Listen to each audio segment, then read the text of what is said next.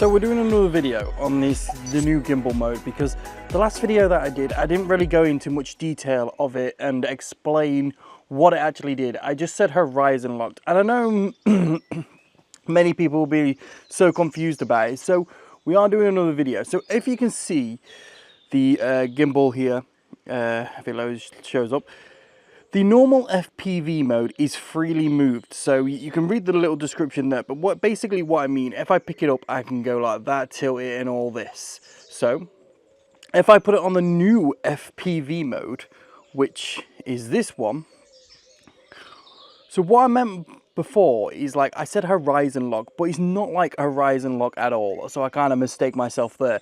Basically what it is the screen and the head is like at a 90-degree angle, and it will always keep the 90-degree angle. It doesn't matter what you do, the head will always stay like perpendicular of the screen. So if I tilt it, it will always kind of stay near the screen, 90-degree in the way. So that is what that does. It's kind of simple if you think about it. But that's one thing that I like about it. So if I move it over here, if you can still see the camera, hopefully it's not focusing on anything else. I am using my phone for this. It will always stay like kind of like straight. That's the best way of saying it. So it's kind of like a lock of the other FPV mode is more freely. So if I go back to the other one real quick, this one, you'll see if I move it, it won't stay straight, it'll be all over the place. So if I go up, down, all that, it'll be pretty much everywhere. But then it is very hard to see. I'm not going to say you're going to be able to notice it straight away, but then you can see it's not everywhere. It always stays. So say if I tilt it that way, it's staying straight. The head is staying straight where the screen is. So wherever the screen is, the head will go back to that bit. It's got still a little bit of free use of it, but wherever that screen is, it will stay perpendicular. It also says it on the thing as well. So if you read it there, the camera always keeps the same direction with the touchscreen, suitable for quickly capturing subjects directly facing the touchscreen. So that's what it is for. So yeah, I didn't really explain myself last time, so I do apologize for the first video I did on this new gimbal mode. I do apologize for the miscommunication. I was so excited for it, and I just wanted to test it straight away. And I know what you think. I should have done more research on it beforehand instead of now, but now I know that from the screen to the head, it's a 90-degree angle, and it will always try. I'm gonna say try to keep that, because there's sometimes the gimbal, as you know, if you've got a Pocket 3 or a Pocket 2 or a Pocket 1, sometimes the gimbal does mess up, or like if it reaches its limit or something like that. So yeah, that's what it basically does. It's kind of simple on the end terms of it.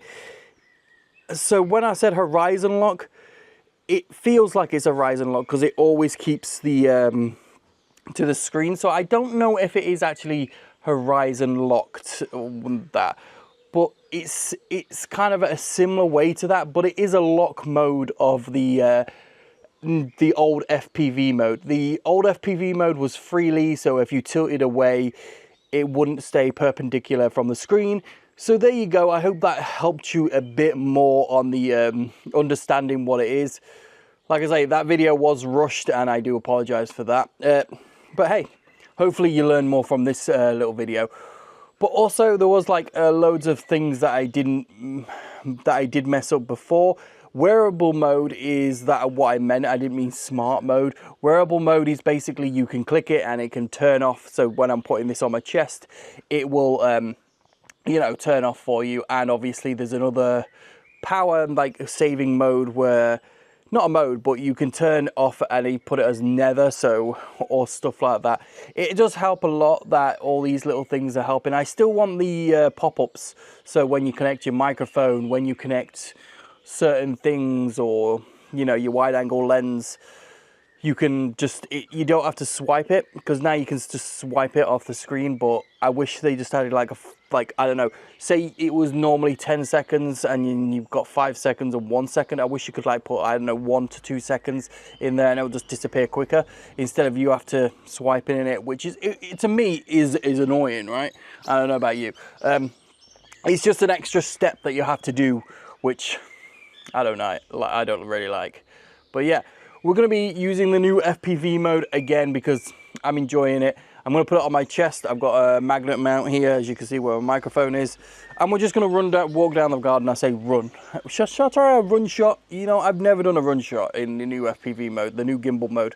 But yeah, let's do that and see what we can do.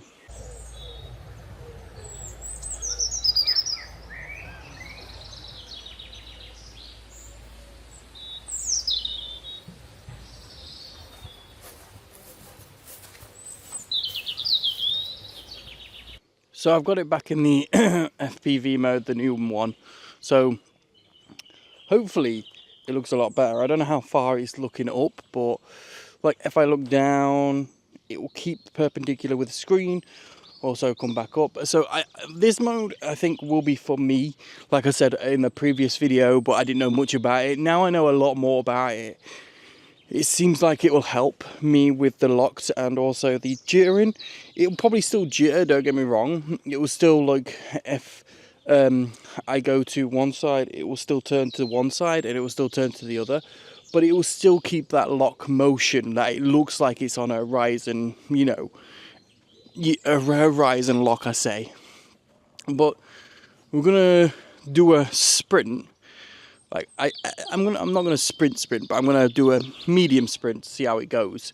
I don't know how, you know, how it's gonna hold up or anything. So let's go.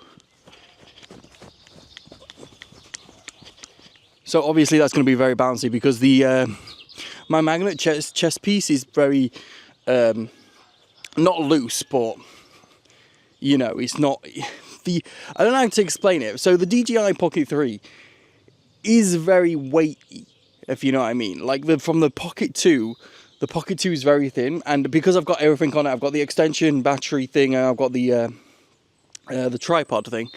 It is very weighty and it does bounce a lot. So yeah, I don't know. I probably won't run with it in, you know, normal circumstances. If I wanted to run with something or do a proper action shot, like on a bike or skateboard, I'll probably get the Action 4 instead of using the Pocket 3, if you know what I mean.